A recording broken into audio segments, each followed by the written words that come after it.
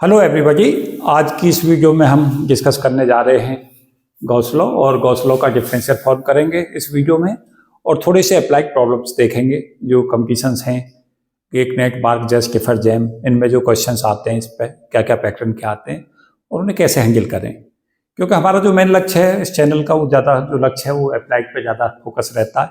लेकिन डेरिवेशंस इसलिए ज़रूरी होते हैं कि बहुत सारे बच्चे बीएससी के हैं या कई बार कॉम्पिटिशन जिनकी वो तैयारी कर रहे हैं, पीसीएस आईएएस की तैयारी कर रहे हैं, जिन्हें डेरिवेशंस भी करने पड़ते हैं, डिस्क्रिप्टिव फिजिक्स लिखनी होती है, तो उनके लिए वीडियो थी इससे पहली वाली जिसमें मैं डेरिवेशन दे रहा था।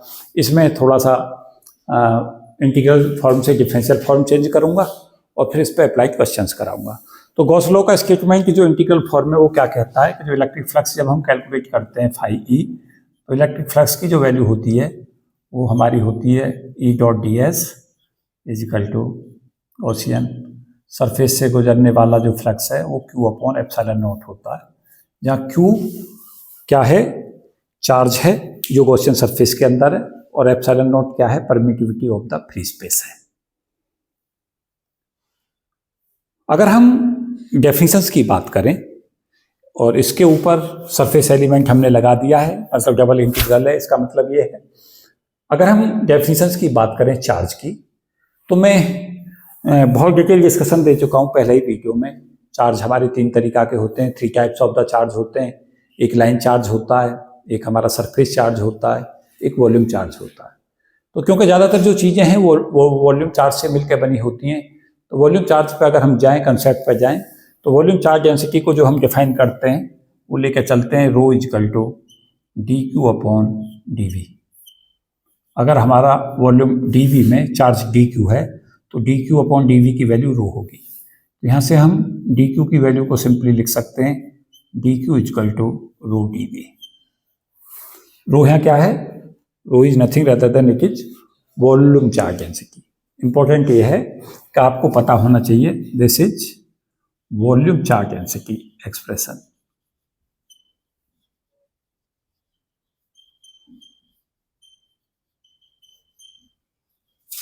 तो यहाँ से हम अगर Q निकालना चाहते हैं, DQ हमने कैलकुलेट कर लिया, तो Q की वैल्यू होगी इंटीग्रल V ले लें रो इंटू डी वी। इसको सिंप्लीफाई करने के लिए इक्वेशन 1 ले लें और इसको इक्वेशन 2 ले लें। क्या करें, यूज कर लें using equation 1 and 2। We have, क्या पाएंगे, जो पाएं वो लिख दें। हमारा एक्सप्रेशंस बन जाएगा surface integral E dot D S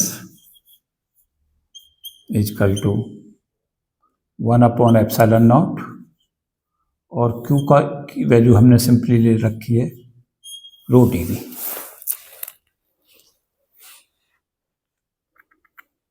यहाँ पे सरफेस के साथ साथ यहाँ वी भी लगा दें क्योंकि 3 इंटीग्रल को कवर किए हुए हैं। अब हमारे पास एक थ्योरम है जो बहुत ही इंपॉर्टेंट थ्योरम है, वेक्टर कैलकुलस की थ्योरम है।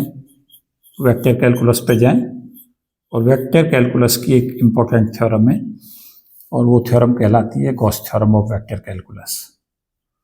गॉस थ्योरम वो क्या कहती है, वेक्टर कैलकुलस की थ्योरम, अगर हम सरफेस इंटीग्रल निकाल रहे हैं इलेक्ट्रिक फील्ड का ई डॉट डी एस, उसकी जो वैल्यू होती है volume we divergence E DV के इक्वल होती है।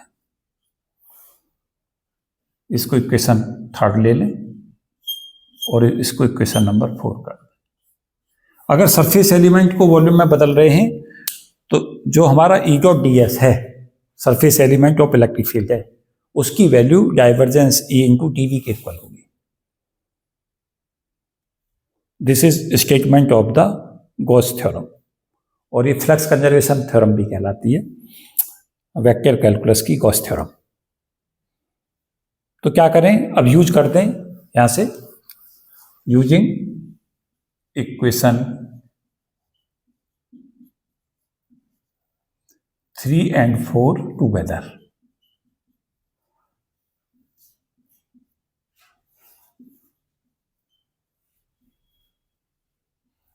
वी गेट, जो मिला वो उसे लिख दें। क्या मिलेगा, integral V divergence E T V equal to, ये वैल्यू हमने यहां से ये ले ली, और ई डॉट डी एस की ये वैल्यू ये भी है। एक तो ई डॉट डी एस की ये वैल्यू है, एक ई डॉट डी एस की ये वैल्यू है, तो ये दोनों भी आपस में इक्वल हो गए। तो बराबर कितना आ जाएगा बच्चों? 1/ε0 रूट डी वी। इन्हें एक साथ लिख लें दोनों टर्मों को, integral V divergence E minus ρ/ε0 into D V बराबर 0।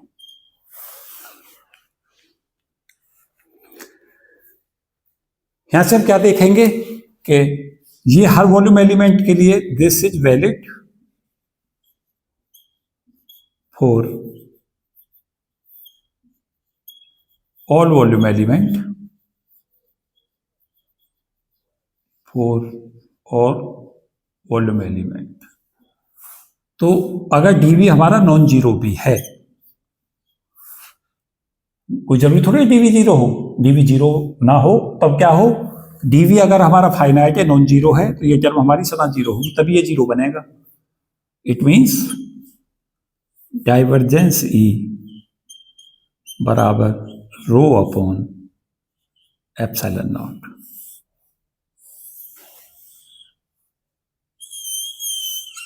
And this is said to be, क्या कहलाती है? Differential form of Gauss law.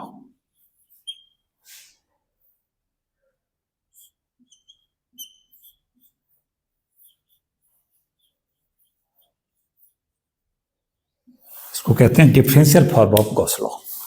Divergence E बराबर ρ/ε0।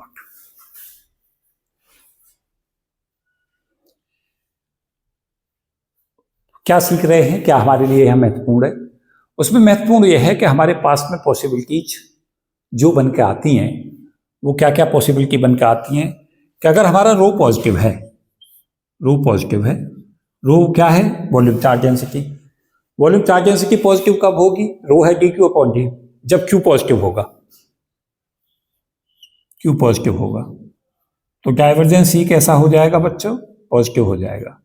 इसका मतलब क्या है कि जो इलेक्ट्रिक फील्ड के कारण डाइवर्जेंस होगा, फैला होगा, वो पॉजिटिव होगा। इसलिए पॉइंट चार्ज के कारण लाइन ऑफ फोर्सेस फैलती हैं। अगर हमारा रो नेगेटिव है, रो नेगेटिव आ रहा है, रो नेगेटिव कब होगा? जब हमारा क्यू नेगेटिव होगा, तो डाइवर्जेंस ई कैसा हो जाएगा बच्चों? नेगेटिव हो जाएगा। इसको कहते हैं, डाइवर्जेंस ई नेगेटिव होने को कहते हैं कन्वर्जेंट। इसका सिंपल एग्जाम्पल क्या है कि एक चार्ज अगर हम क्यू लेते हैं तो उससे इलेक्ट्रिक लाइन ऑफ फोर्सेज को फैलाव करते हुए दिखाते हैं, सदा फैलती दिखती हैं। और जब हम माइनस क्यू लेते हैं, नेगेटिव चार्ज होता है हमारा, तो लाइन ऑफ फोर्सेजों को कन्वर्ज होते हुए दिखाते हैं इस चार्ज पे।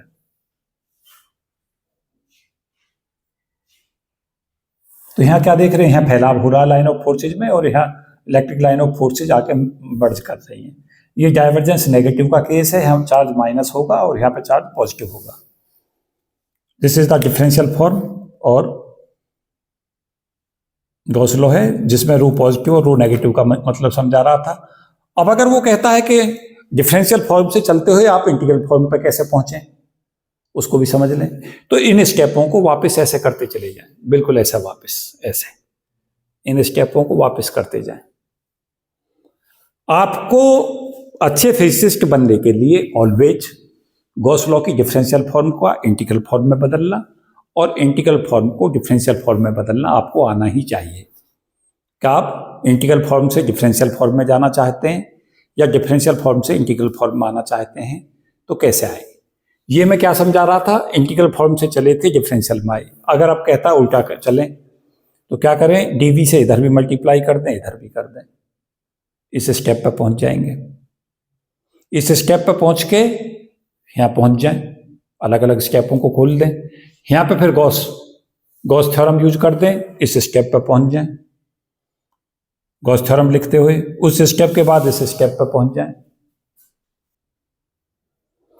तो इसमें हमें करना क्या है कि जो हमारा ई डॉट टी एस है, जो ये हम देख रहे हैं, इस स्टेप को पीछे की तरफ बढ़ाते चले जाएंगे, इस स्टेप के बाद में ये स्टेप, फिर इस स्टेप के बाद ये स्टेप, और ये हमारा पूरा का पूरा डेरिवेशन वापस हो जाएगा। तो यहाँ से चले और वापस यहाँ पहुँचना है, तो इन स्टेपों को ऐसे रिपीट करते चले जाए पीछे की तरफ को, और अगर इंटीग्रल से डिफरेंशियल में आ रहा है तो इस तरीका से रिपीट कर दे।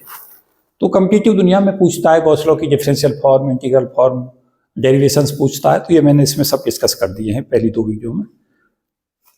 अब हमारा है क्या है, एक प्रॉब्लम्स जो हमारी आती हैं वो 2 तरीका की आती हैं। एक आती है कार्टेशियन प्रॉब्लम, जैसे ई कहता है, ई फंक्शन है ई एक्स का, ई वाई का और ई जेड का, और कहता है रो कैलकुलेट कीजिए। तो हमें कुछ नहीं करना है, डाइवर्जेंस ई की जगह पे है पुट करें, सिंपली इसे जैसे पुट करेंगे तो ये हमारा आ जाएगा del E X upon del X plus del E Y upon del Y plus del E Z upon del Z बराबर यहाँ से रो अपॉन एप्सिलॉन नॉट आ जाएगा। तो जब ई हमें पता होगा और पता होगा कि ई फंक्शन ई एक्स का, ई वाई का, ई जेड का, तो ये वैल्यू एवेल्यूट कर लेंगे और यहाँ से रो कैलकुलेट कर लेंगे। अगर इसी में हमें चार्ज पूछता है तो फिर चार्ज को कैलकुलेट करने के लिए हम क्या कर सकते हैं, डी क्यू की जगह पे हम रो डी एक्स डी वाई और डी जेड ले लेंगे, और फिर क्वेश्चंस में एक्स वाई जेड की लिमिट देगा तो लिमिट ऑफ इंटीग्रेशन यूज कर देंगे। तो यहाँ से ये इंटीग्रल लगा देंगे इसके ऊपर, ये वॉल्यूम इंटीग्रल, तो क्यू हमारा जो आ जाएगा वो simply integral V rho D X D Y और डी जेड। तो यहाँ से क्यू कैलकुलेट कर लेंगे और पहले इस एक्सप्रेशन से रो निकालेंगे, रो यहाँ पुट कर देंगे और एक्स की लिमिट देगा क्वेश्चन में, उसे पुट कर देंगे। तो इस तरीका से कार्टेशियन फॉर्म की जो प्रॉब्लम है उन्हें हम आसानी से सॉल्व कर सकते हैं। तो क्या करें, ई जब फंक्शन हमें E X E Y E Z का पता हो, रो पूछता है, तो पहले उनका डिफ्रेंसिएशन कर दें, del E X upon del X plus del E Y upon del Y plus del E Z upon del Z बराबर रो अपॉन एप्सिलॉन नॉट करें और यहाँ से रो कैलकुलेट कर दें। और उसके बाद अगर चार्ज पूछता है तो रो पहले यहाँ से कैलकुलेट कर लें इस एक्सप्रेशन से, और फिर यहाँ पे रो की वैल्यू रख दें, और क्वेश्चन में एक्स की लिमिट बताएगा हमें, एक्स की लिमिट क्वेश्चन में गिवन होगी कि यहाँ से यहाँ तक हमें चार्ज कैलकुलेट करना है, वो वैल्यू पुट कर दें और सॉल्व कर दें। तो इस तरीका से हम कार्टेशियन की प्रॉब्लमों को सॉल्व कर सकते हैं। फिर हमारी जो प्रॉब्लम्स आती हैं बच्चों, कार्टेशियन से कम आती हैं, रेयर ही पूछी जाती हैं। प्रॉब्लम्स आती हैं हमारी स्फेरिकल कोऑर्डिनेट से या सिलेंड्रिकल कोऑर्डिनेट से। तो स्फेरिकल से ज़्यादा आती हैं, तो 2 क्वेश्चंस में डेविड जे ग्रिफिथ से अनसॉल्व्ड प्रॉब्लम्स ले रहा हूँ इसी वीडियो में, और साथ साथ ये भी बताना चाहूँगा कि दोनों जो एक्सप्रेशंस हैं, ऊपर का एक्सप्रेशंस मैंने लिख दिए हैं दोनों एक्सप्रेशंस, ये हमारा सिलेंड्रिकल कोऑर्डिनेट के लिए लगता है जब कोऑर्डिनेट सिलेंड्रिकल हों, और ये हमारा लगता है स्फेरिकल कोऑर्डिनेट में। साथ साथ हम एक चीज़ से सब वाकिफ हैं कि जो एक्स की जो वैल्यू होती है वो हमारी रहती है X is equal to R sine theta cos phi, Y जो हमारा होता है R sine theta sine phi, और जेड जो होता है वो हमारा होता है आर कॉस थीटा। ये किस पे एप्लीकेबल होते हैं बच्चों, ये एप्लीकेबल है स्फेरिकल कोऑर्डिनेट में, स्फेरिकल कोऑर्डिनेट। और सिलेंड्रिकल में अगर हम जाएं तो सिलेंड्रिकल कोऑर्डिनेट में हम कैसे लेते हैं वो भी देख लें। सिलेंड्रिकल कोऑर्डिनेट में के अंदर जो हम एक्स की वैल्यू लेते हैं वो लेते हैं आर कॉस थीटा, वाई लेते हैं आर साइन थीटा, और जेड को लेते हैं जेड। ये सिलेंड्रिकल कोऑर्डिनेट, ये स्फेरिकल कोऑर्डिनेट। जब डाइवर्जेंस का हम एक्सप्रेशंस कैलकुलेट करते हैं, इनकी हेल्प लेते हैं, तो इनके फॉर्मूले जो ड्राइव होकर आते हैं डाइवर्जेंसी का, वो आता है स्फेरिकल कोऑर्डिनेट में 1/r² del over del R, bracket में टर्म्स r² ई आर का मतलब इलेक्ट्रिक फील्ड जो रेडियल का फंक्शन है, plus 1/r sine theta del over del theta sine theta E theta, इसे ब्रैकेट में बंद कर दें, plus 1/r sine theta del E phi upon del phi. ये हमारा फंक्शन है डाइवर्जेंस ई, और इसको रिमेंबर भी रखना है, कम्पिटिटिव दुनिया में जब भी क्वेश्चन आता है तो इसकी जरूरत पड़ती है, स्फेरिकल कोऑर्डिनेट में खास तौर से। तो ये सबसे महत्वपूर्ण फॉर्मूला है। उसके अलावा अगर सिलेंड्रिकल कोऑर्डिनेट है तो उसमें भी डाइवर्जेंस का फॉर्मूला याद रखें, 1/r del over del R, bracket में टर्म में R E R, plus 1/r del E theta upon del theta plus del E Z upon del Z. ये हमारी सिलेंड्रिकल कोऑर्डिनेट में है। तो इन फॉर्मूलों को, दोनों फॉर्मूलों को मैं इस लेक्चर की सबसे बड़ी उपलब्धि मानूंगा अगर आप इन दोनों फॉर्मूलों को याद कर लेते हो, क्योंकि मोस्ट इम्पोर्टेंट है। लगातार कंपटीशंस में इनकी ज़रूरत पड़ती है दोनों फार्मूलाओं की, तो इनको निश्चित तौर से कर लें। जिन्हें इसका स्क्रीनशॉट लेना है वीडियो का वो ले लें। मैं उसके बाद इस वाले पोर्शन को इसमें रब करने जा रहा हूँ। रब करने के बाद फिर हम आगे बढ़ेंगे और इन दोनों क्वेश्चनों को जो मैंने ये विजय ग्रिफिथ से जो प्रॉब्लम ली हैं दोनों को मैं डिस्कस कर रहा हूँ, दोनों को सॉल्व करा रहा हूँ, और उसके बाद क्या क्वेश्चंस इस पे आए हैं थोड़े से उनका भी आइडिया देने की कोशिश करूँगा, और क्या आ सकते हैं थोड़ा सा उनको भी आइडिया देने की कोशिश करूँगा। क्योंकि मेन जो हमारा चैनल है उसका काम है कि कंपटीशन में क्या आ रहा है उसी हिसाब से बच्चों को तैयार करना, जिससे क्या हो कि बच्चे जो खास तौर से दूर दराज के इलाकों में भी रहते हैं, जहाँ कंसेप्ट बताने वाले लोग नहीं हैं, उनको भी ये वीडियो लाभ देती हैं, और बहुत सारे बच्चों को देश के को ये निश्चित तौर से राह दिखाती हैं आगे बढ़ने की, और बहुत सारे बच्चे इस कंटेंट को फॉलो करते हुए आगे जीवन में बढ़ रहे हैं। तो इस चैनल का टारगेट भी यही है कि देश के जितने भी बच्चों को ज़्यादा से ज़्यादा बेटर लाभ दिया जा सकता है वो उनको दिया जाना चाहिए। तो ये इसमें दोनों क्वेश्चनों में गिवन है, और दोनों के क्वेश्चनों में क्या कैलकुलेट करने की कोशिश है कि सबसे पहले रो कैलकुलेट करें। रो कैसे कैलकुलेट हो, दोनों ही क्वेश्चंस जो है स्पेरिकल के क्वेश्चंस हैं। तो देखें पहले क्वेश्चंस में थोड़ा सा ये क्वेश्चन इजी पड़ेगा। ये जो दे रखा प्रॉब्लम 2.9 है, जे विजय ग्रिफिथ की ये दोनों प्रॉब्लम्स हैं जो मैं डिस्कस करने जा रहा हूँ। दोनों ही अनसॉल्व प्रॉब्लम्स हैं जे विजय ग्रिफिथ से। तो ई की वैल्यू के आर क्यू आर कैप है, तो केवल यहाँ ई आर होगा। क्वेश्चन 2.9 को सॉल्व कर रहा हूँ, तो ई जो इसमें होगा वो हमारा होगा ई इजकल टू के आर क्यू और आर कैप।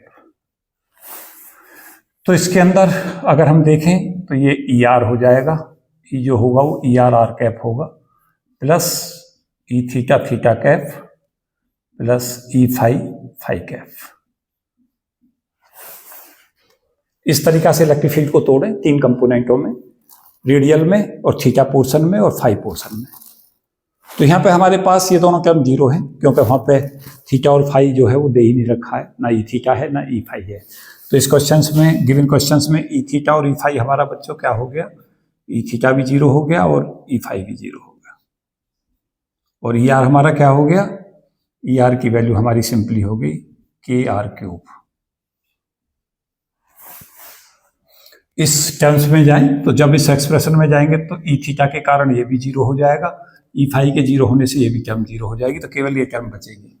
तो डाइवर्जेंसी हमारा क्या बन जाएगा, स्पेरिकल कोऑर्डिनेट में डाइवर्जेंसी बन जाएगा equal to 1/r square del over del R square और ई आर।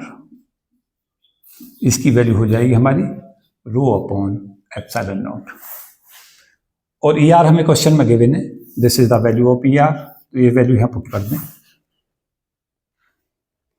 तो जैसे हम इस वैल्यू को पुट करेंगे तो यहाँ से हमें मिलेगा 1/r square del over del R और आर स्क्वायर, और ई आर की वैल्यू कितनी है बच्चों, के आर क्यूब इक्वल टू ये हमारा हो गया रो अपॉन एप्सिलॉन नॉट।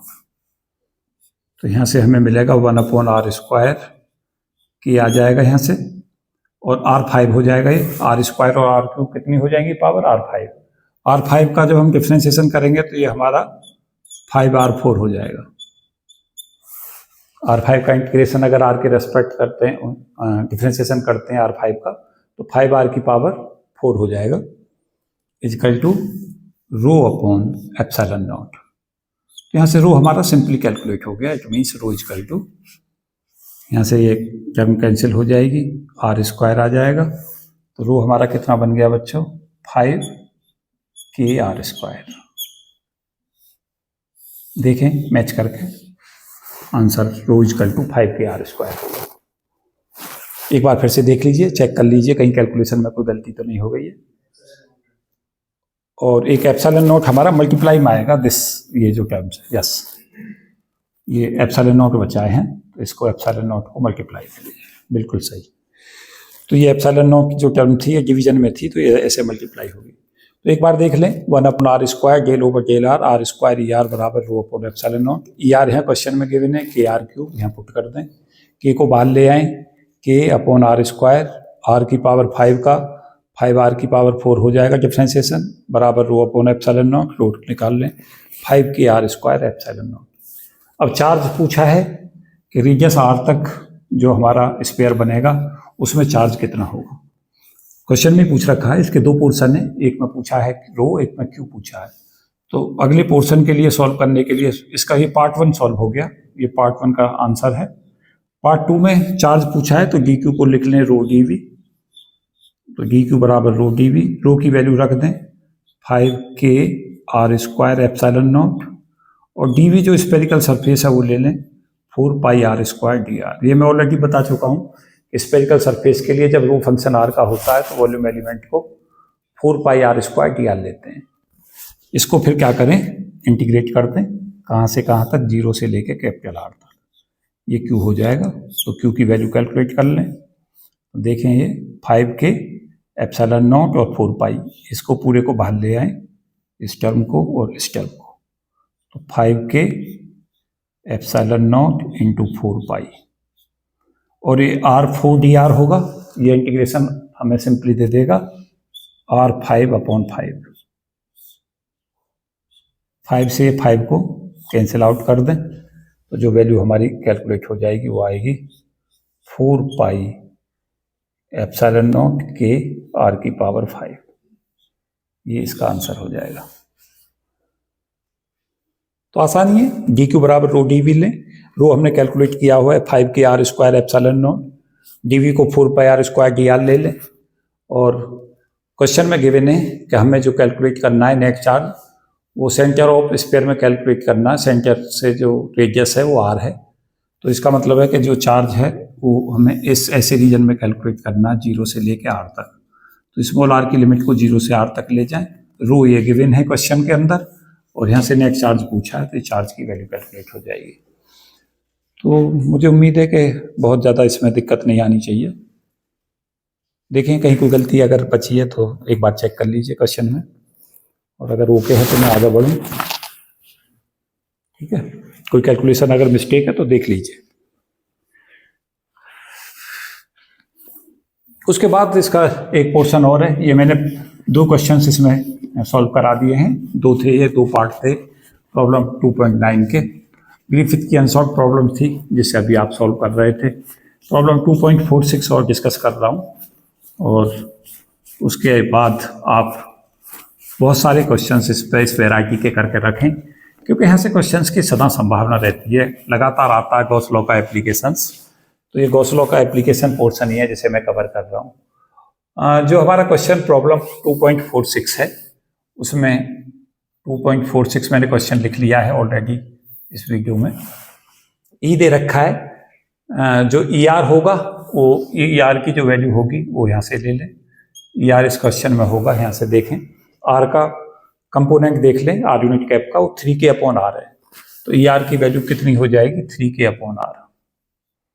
एक बार चेक करते चले जाएं, कहीं गलती है तो उसे इरेडिकेट करा दें। थीटा का जो कंपोनेंट है थीटा यूनिट कैप का वो होगा 2 sine theta cos theta sine 5k by R, वो भी लिख दें।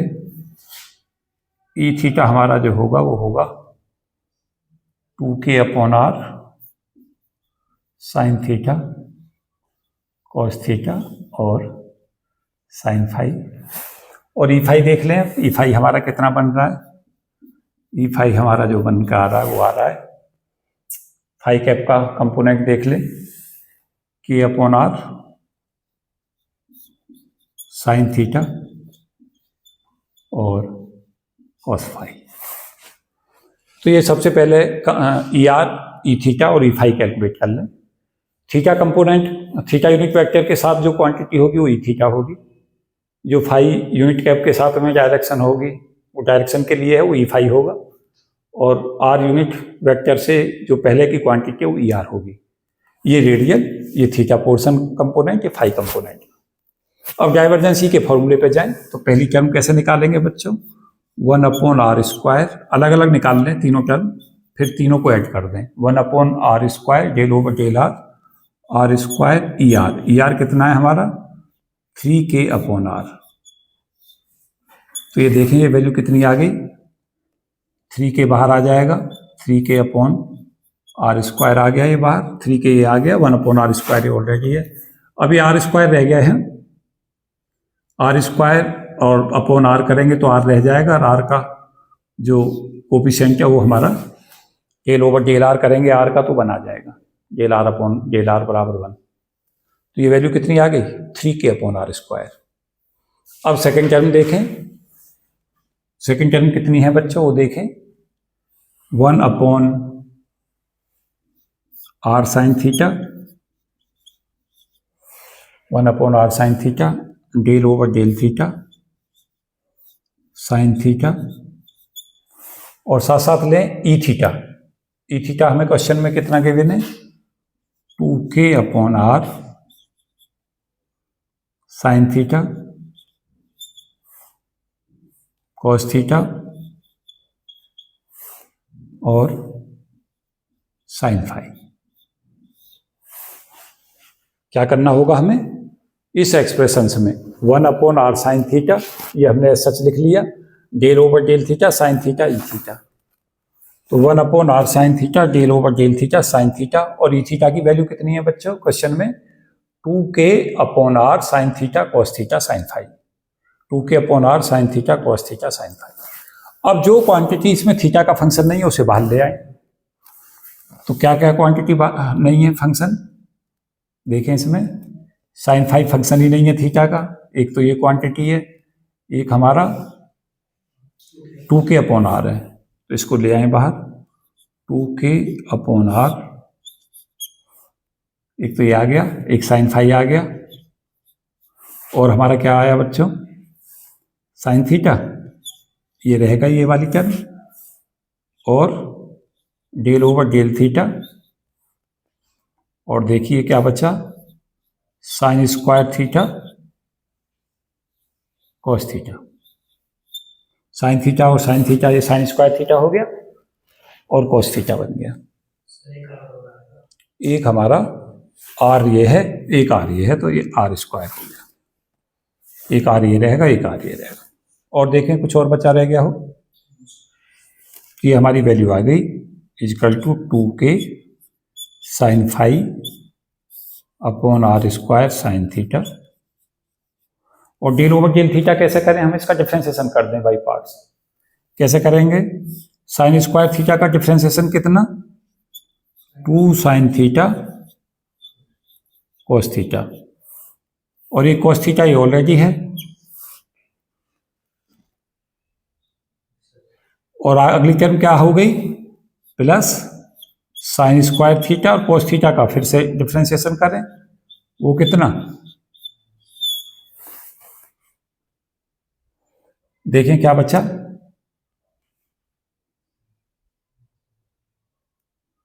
हाँ जी देख लीजिए,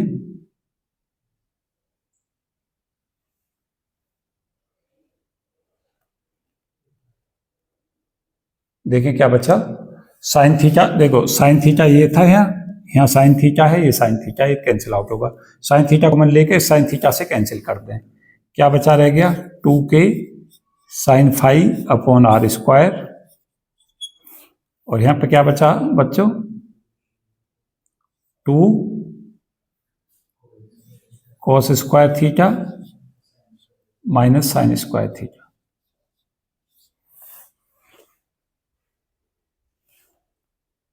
देखिए कुछ और बचा, ये हमारा कैलकुलेट क्या हो गया सेकंड टर्म। अब थर्ड टर्म पे जाएं, थर्ड टर्म क्या थी, third term 1 upon R sine theta और del E phi upon del phi, तो यहां से 1 अपॉन आर साइन थीटा ले लें, डेल ओवर डेल फाई, और ई फाई हमें कितना के देने क्वेश्चन में, k upon R sine theta और कोस फाई, तो यहां से लेने से 1 अपॉन आर साइन थीटा, जो फंक्शन फाई का नहीं है उन्हें बाहर ले आए, k sine theta upon R आ गया बाहर, और कॉस फाई का डिफ्रेंसिएशन कितना होगा, minus sine phi, sine theta से साइन थीटा को कैंसिल कर दें तो यहां से वैल्यू कितनी आ गई बच्चों, -k/r² sin phi.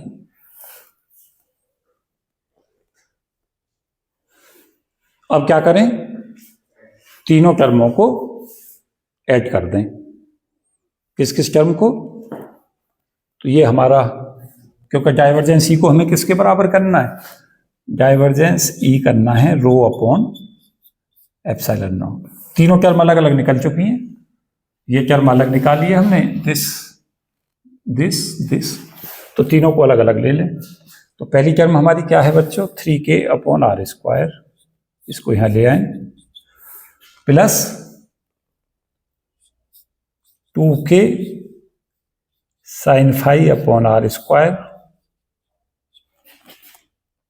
2 cos² theta minus sin² theta, और साथ में क्या टर्म आ रही है बच्चों, -k/r² sin फाई। ये इसका आंसर होगा।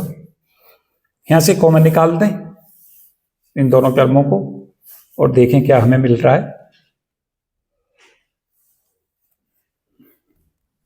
इन दोनों टर्मों को एक साथ ले लें, बराबर किसके इक्वल आ गया, ये इक्वल टू ρ/ε।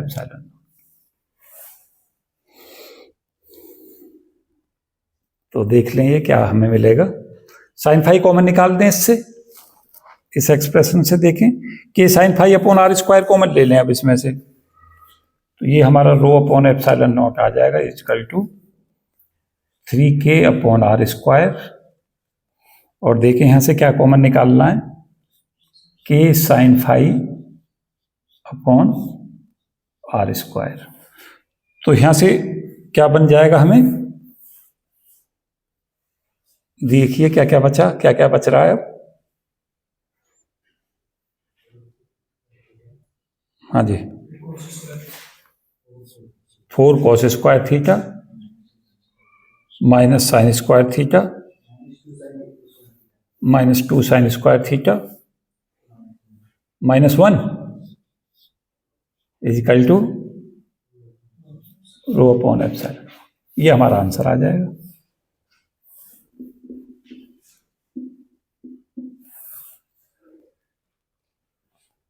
देखें कुछ और इसके और सिंप्लीफाई कर सकते हैं तो कर लें। ये हमें इस फॉर्म में चाह रहा है आंसर, ये हमें जो वैल्यू आ रही है वो cos2 थीटा फॉर्म में दे रहा है। देखें कैसे बनाएंगे, कैसे बनाएंगे इसे,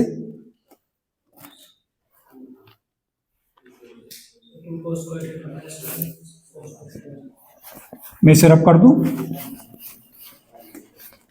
हाँ जी, देखें जो फॉर्म आ रही है उसे उसमें लाने का प्रयास करें।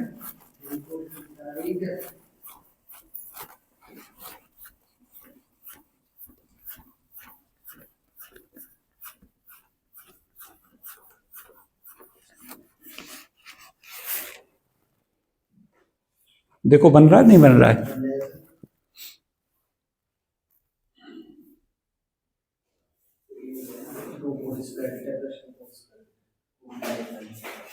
हमें ये आंसर चाहिए इसमें। देखें इसको कब तक बना लें, इसका आंसर हमें लाना है ρ =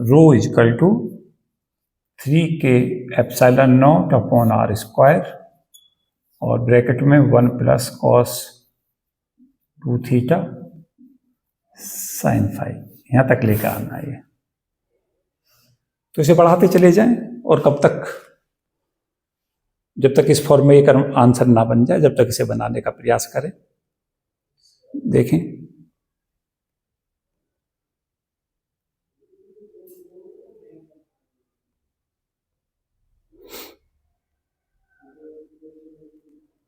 आप ऐसा कर सकते हैं इसे ना, यहां से cos² theta minus sin² theta बना लें, यहाँ 1 की जगह पे लिख लें, इसे ऐसे बढ़ा दें, ρ/ε0, ये मल्टीप्लाई में ले आए 3k/r² plus k sin φ/r², 4 cos² theta minus 2 sin² theta, और 1 को लिख सकते हैं sine square theta plus cos square theta, तो ये आ जाएगा minus cos square theta minus sine square theta. आ गया आंसर।